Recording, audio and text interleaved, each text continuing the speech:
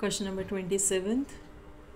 इसमें आपके पास फिर से ऑप्शन है, दो क्वेश्चंस आए हुए हैं इंटीग्रेशन में जो आपके पास डेफिनेट इंटीग्रल से हैं। फर्स्ट पार्ट देखो क्या है, evaluate integral of 0 to π/4 sin x plus cos x upon 16 plus 9 sin 2x। अब यहाँ आपके पास एक चीज़ क्या ध्यान रखने वाली है कि जब आपके पास यहाँ sin 2x आ जाए नीचे डिनोमिनेटर में और ऊपर यहाँ sin x plus cos x आए या sin x minus cos x आए, तो यहाँ हम हमेशा क्या यूज़ करते हैं कि put sin x minus cos x equal to T. अगर हमारे पास यहाँ पर प्लस होगा तो हम माइनस को टी पुट करेंगे, माइनस होगा तो प्लस को, क्योंकि हमें ये डेरिवेटिव में चाहिए। तो इसका मतलब हम माइनस का करेंगे तो प्लस में डेरिवेटिव आएगा, तो इसलिए हम हमेशा इसके ऑपोजिट साइन में टी पुट करेंगे। अब सबसे पहले इसका डेरिवेटिव निकालें तो डिफरेंशिएट करें। साइन एक्स का डेरिवेटिव कॉस एक्स और कॉस का माइनस साइन एक्स, तो प्लस साइन एक्स हो जाएगा of d x equal to d t, right. अब हमें साइन 2x चाहिए, तो उसके लिए हम क्या करते हैं, 1 को स्क्वायरिंग करते हैं, स्क्वायरिंग बोथ साइड्स इन 1। तो यहाँ आपके पास क्या आ जाएगा, sine x minus cos x whole square, चाहे माइनस हो चाहे प्लस हो, जो भी होगा आपने स्क्वायरिंग करनी है। तो ये आ जाएगा आपके पास A square plus B square minus 2ab is equal to T square. तो यहाँ देखो आपके पास 2 sin x cos x क्या बन जाएगा, sin 2x का फॉर्मूला, और ये क्या बन गया 1 minus sin 2x equal to T square. तो यहाँ से sin 2x की वैल्यू निकाल लो जो हमें पुट करनी है, तो वो क्या हो जाएगी 1 माइनस टी स्क्वायर, राइट। अब हम साथ में हमारे पास डेफिनेट इंटीग्रल है तो लिमिट भी देखनी पड़ेगी, तो हम लिमिट भी चेंज करेंगे। तो लिमिट के लिए देखो आपके पास क्या है यहाँ कि अगर when x is 0, अगर हम x को यहाँ 0 पुट कर दें तो साइन 0 0 माइनस कॉस 0 क्या हो जाएगा 1, तो t क्या आ जाएगा -1। और अगर x आपके पास 45 है π/4, तो साइन π/4 1/√2 कॉस 45 1/√2, तो क्या हो जाएगा 0। तो अब ये वैल्यूज़ हम यहाँ इंटीग्रल में पुट करेंगे, तो ये आपके पास क्या हो जाएगा, integral of, this is your 0 की जगह आपके पास क्या हो गया -1। देखो 0 की जगह -1 और π/4 की जगह 0। Sine x plus cos x D x क्या हो गया डी टी अपॉन 16 प्लस 9 और साइन 2x हमारे पास क्या आया था 1 माइनस टी स्क्वायर। तो ये इंटीग्रल आपके पास बना -1 से 0 डी टी अपॉन 16 प्लस 9 आप करोगे तो क्या आ जाएगा 25 माइनस 9 टी स्क्वायर। तो ये हो जाएगा -1 से 0 1 upon this is your 5 square minus 3t whole square of d t. तो यहाँ आपके पास 1 upon a square minus x square का फॉर्मूला लगेगा। तो ये हमारे पास फॉर्मूला क्या होता है 1 अपॉन 2a, एक तो ये 1/3 आएगा वो हम भी बाद में करेंगे, 1 upon a square minus x square, तो 1 upon 2a log of a plus x upon a minus x. This limit is from -1 to 0, और अपॉन में क्या आ जाएगा इसका डेरिवेटिव 3t का, क्योंकि यहाँ पर क्या है x की जगह 3t, तो इनटू में 1/3। तो ये आपके पास हो गया 1/30 log of this is 5 plus 3t upon 5 minus 3t। Limit is from -1 to 0, तो लिमिट पुट करें 1/30 बाहर। जब यहाँ हम 0 पुट करेंगे तो लॉग 1 आ जाएगा, देखो log of 5 plus 0 upon 5 minus 0 5/5 log 1 minus lower limit put करें तो लॉग को क्या पुट करोगे -1। तो जब आप t को -1 पुट कर रहे हो तो ये आपके पास हो जाएगा 5 माइनस 3, तो 5 माइनस 3 आपके पास क्या हो जाएगा 2 upon log of 5 plus 3 that is 8। तो ये आपके पास यहाँ से क्या आ जाएगा दैट इज़ 1/30 log 1 आपके पास 0 होता है minus log of 1/4। So this is your -30 log 1/4 और इसे हम n log m करके भी लिख सकते हैं, तो it can be written as 1/15 log 2। तो ये लिखो आंसर या ये लिखो, we get the full marks. तो ये तो आपके पास था फर्स्ट पार्ट। इसी में अब जो ऑप्शन गिवन थी वो ऑप्शन आपके पास है लिमिट ऑफ सम की।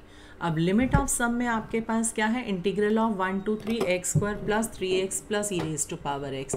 तो लिमिट ऑफ सम में सबसे पहले हमें पता है integral of a to b f of x dx आपके पास क्या होता है limit h tends to 0 f of a plus f of a plus h plus f of a plus 2h and so on f of a plus n minus 1 into h where nh is equal to b minus a, right. और यहाँ पर क्या आता है h। तो अब यहाँ से हम इसे कंपेयर करें तो देखो फंक्शन आपके पास क्या है x square plus 3x plus e⁻x। a क्या है 1, b क्या है 3, तो NH आपके पास क्या आ जाएगा b minus A that is 2। अब हमें इसके अकॉर्डिंग वैल्यूज़ निकालनी है। तो सबसे पहले हम निकालेंगे f of a means f of 1। तो f ऑफ 1 आपके पास क्या आ जाएगा, इसमें 1 डालेंगे तो 1 square plus 3 into 1 4 plus e⁻1। f of a plus h means f of 1 plus h अगर हम पुट करें तो आपके पास क्या आ जाएगा।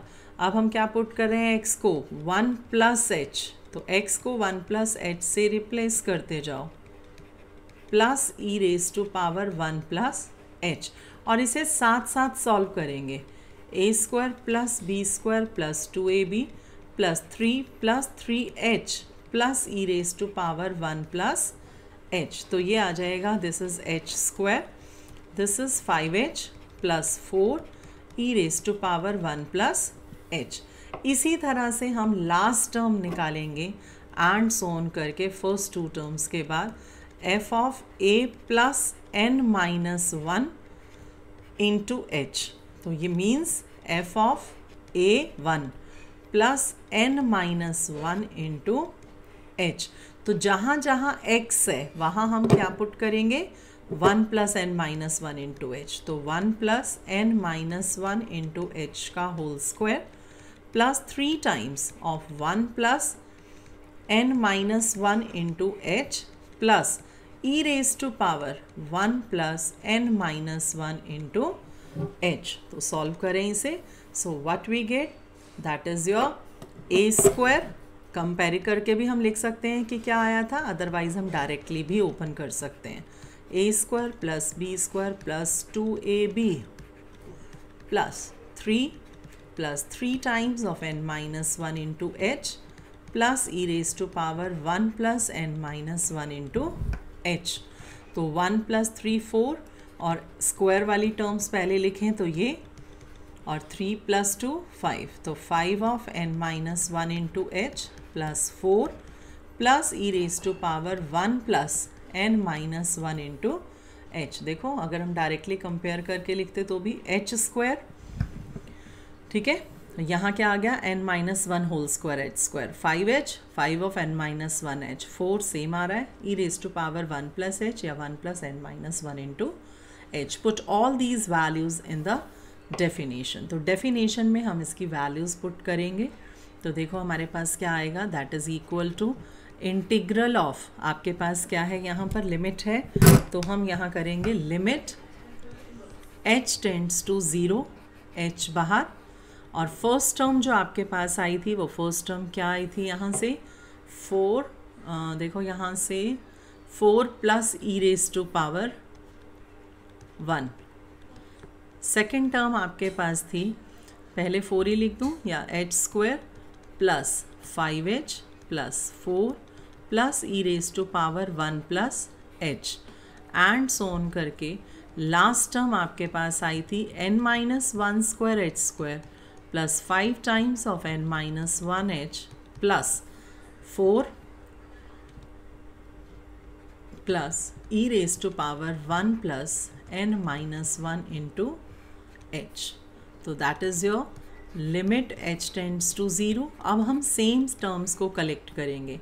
4 4 4 हर टर्म में है तो आपके पास हो जाएगा 4 टाइम्स ऑफ n, क्योंकि n टाइम्स ऐड करोगे प्लस अगले में आपके पास क्या है h स्क्वायर. अगर मैं h स्क्वायर की टर्म्स लूँ तो यहाँ पर आपके पास क्या आ जाएगा h स्क्वायर प्लस अब पहले में 1h स्क्वायर था तो अगले में 2h का whole square means 4h square आएगा.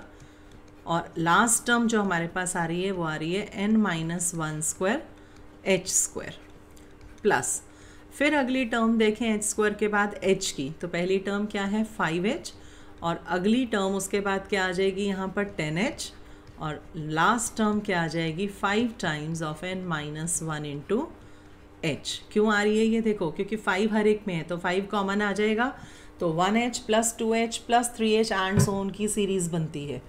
तो n कांस्टेंट वाला हो गया, h स्क्वायर की टर्म हो गई, h की टर्म हो गई. अब बची आपके पास कौन सी टर्म e की. तो e raise to power 1 plus e raise to power 1 plus h and so on e raise to power 1 plus n minus 1 into h. तो ये आपके पास आया कंप्लीट फंक्शन. अब इनको हम सॉल्व करेंगे. तो limit h tends to 0, h as it is, 4n as it is. यहाँ से h स्क्वायर अगर हम कॉमन लें तो आपके पास 1 square plus 2 square up to n minus 1 square terms की सीरीज़ बनेगी. अगले में से अगर हम 5h कॉमन लें तो 1 plus 2h and so on up to n minus 1 into h की सीरीज़ बनेगी.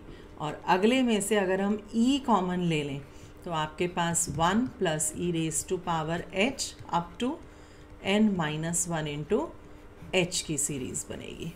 तो यहाँ से अब इनका हम फॉर्मूला डालेंगे. हमने ऑलरेडी सीरीज़ की हुई हैं फार्मूलाज के sum of n terms, sum of n square terms.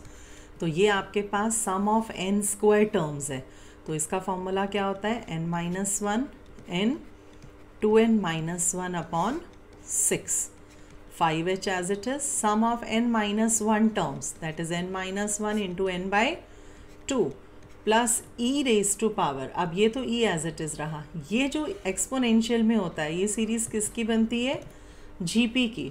With first term आपके पास है 1 और कॉमन रेशो क्या होता है e raised to power h. तो सम ऑफ n टर्म्स का हमारे पास फॉर्मूला किया हुआ है हमने a r raised to power n minus 1 upon r minus 1. तो क्या आ जाएगा यहाँ से a 1 e raise to power h n minus 1 क्योंकि r है e raise to power h upon r e raise to power h minus 1. ठीक है. तो यहाँ से अब देखो आपके पास लिमिट h टेंड्स टू 0. इस h को अंदर मल्टीप्लाई करेंगे तो ये हो जाएगा 4n(h). यहाँ से h इधर आएगा तो h क्यूब हो जाएगा और यहाँ हमारे पास 3 फैक्टर्स हैं तो हमें लीनियर बनाना है इसलिए एक h को इसके साथ मल्टीप्लाई करेंगे, एक h को इसके साथ और एक h को इसके साथ 2nh minus h upon 6 plus 5 h यहाँ मल्टीप्लाई होगा तो h स्क्वायर. तो 2 फैक्टर्स हैं, एक h आपके पास आएगा इसके साथ और एक h आएगा इसके साथ upon 2. e as it is h e raise to power nh minus 1 upon e raise to power h minus 1. आपके पास ये आ गया. अब हम यहाँ पर क्या करेंगे nh की वैल्यू डालेंगे और जहाँ अकेला h है वहाँ हम क्या पुट करेंगे 0. तो nh की वैल्यू हमारे पास क्या आई थी 2. तो यहाँ पर आ जाएगा 4 into 2 plus 2 minus 0. This is 2, this is 2 into 2 minus 0 upon 6 plus 5 of 2 minus 0 2/2 plus e as it is, ये लिमिट के साथ क्या हो जाएगा, रिजल्ट किया हुआ हमने, दैट इज़ 1, तो क्या बचेगा, E raise to power NH 2 minus 1, because we know that limit h tends to 0 e raised to power h minus 1 upon h is always 1. तो इसे सॉल्व करें, दैट इज़ 8, 2 2 ज़ा 4 और 4 4 ज़ा 16, तो this is 16/6 plus 4 20/2 that is 10 plus e of e square minus 1, तो this is 8 plus 8/3 plus 10 plus E of E square minus 1, तो ये आ गया आपके पास 18 plus 8/3 that is 62/3 plus E cube minus E, so that is your answer. ये question आपके पास है limit of some का।